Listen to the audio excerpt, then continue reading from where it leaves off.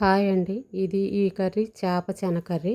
దీన్ని తయారు చేసుకోవటం కోసం వేడి నీళ్ళు బాగా నీళ్ళు మరక్కాసి ఆ చెనని ఆ నీటిలో వేసి కొద్దిగా కళ్ళుప్పేసి వండేసి పక్కకు పెట్టుకున్నాను.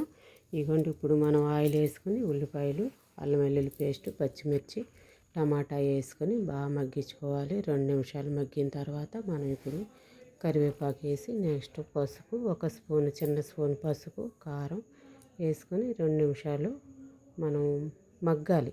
అవ్వండి అవి మగ్గిన తర్వాత మనం ఒక గ్లాసు వాటర్ పోసుకుందాం. పావు లీటర్ వాటర్ పోసుకుంటే ఒక్క నిమ్మకాయ అంత చింతపండు నానబెట్టుకున్నాను, అది సరిపోతుంది. ఇదిగోండి చాన వాటర్లో ఉప్పేసి బాగా ఉడకబెట్టేసి వండేసి పెట్టిందే ఇది. అదిగోండి ఇప్పుడు గ్రేవీలో వేసుకుంటున్నాను. మంచిగా ఉడికిపోయింది ఇంతకుముందే అది వాటర్లోని.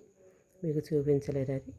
అలా వండుకోవాలి. సాల్ట్ వేసి వాటర్లో వండుకోవాలి. ఇదిగోండి కొద్దిగా ఒక్క నిమ్మకాయ అంత చింతపండు వేసాను. ఇది రెడీ అయిపోయింది. మసాలా వేసుకుందాము. ఒక లైక్ చేయండి ఫ్రెండ్స్. కొత్తిమీర వేసుకుని సర్వ్ చేసుకుందాం.